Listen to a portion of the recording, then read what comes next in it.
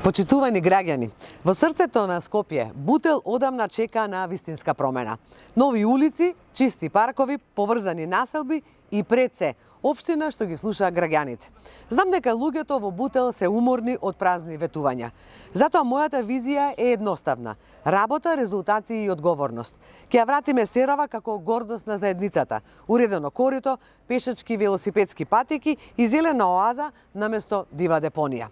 Новите мостови и надвозникот на булевар 8 септември ќе го поврзат Бутел со центарот. Ќе скратат време на патување и ќе донесат подобар јавен превоз.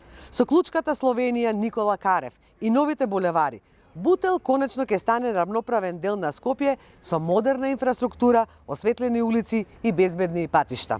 Жителите на Бутел имаат акутен проблем со недостиг на вода за пиење и никој не превзема ништо околу тоа.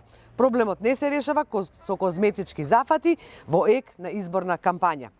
Има системско решение.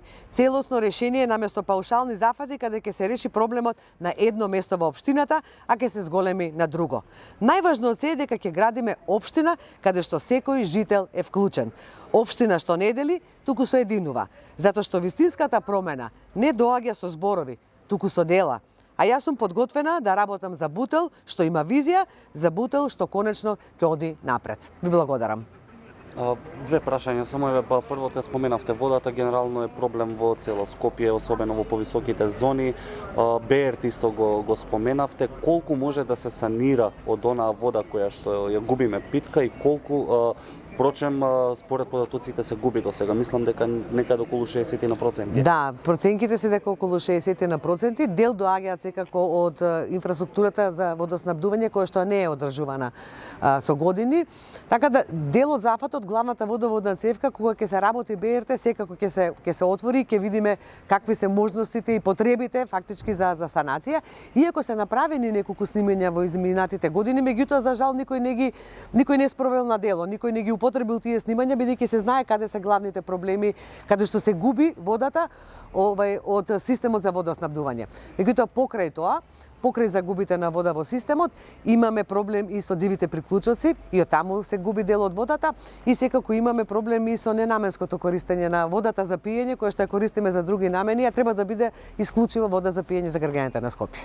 А така најавивте во 15 месеци 15 паркови, дали изводливо и што ќе значат тие за Скопје, особено во поглед на загадување?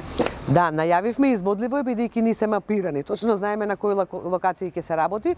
Дел од парковите ќе бидат нови, дел ќе бидат оние кои што се навистина во девастирана состојба и мора да се подобрат. Она што е интересно, да го соопштиме за граѓаните, покрај 15 паркови за 15 месеци, јас најавив и 10.000 нови садници.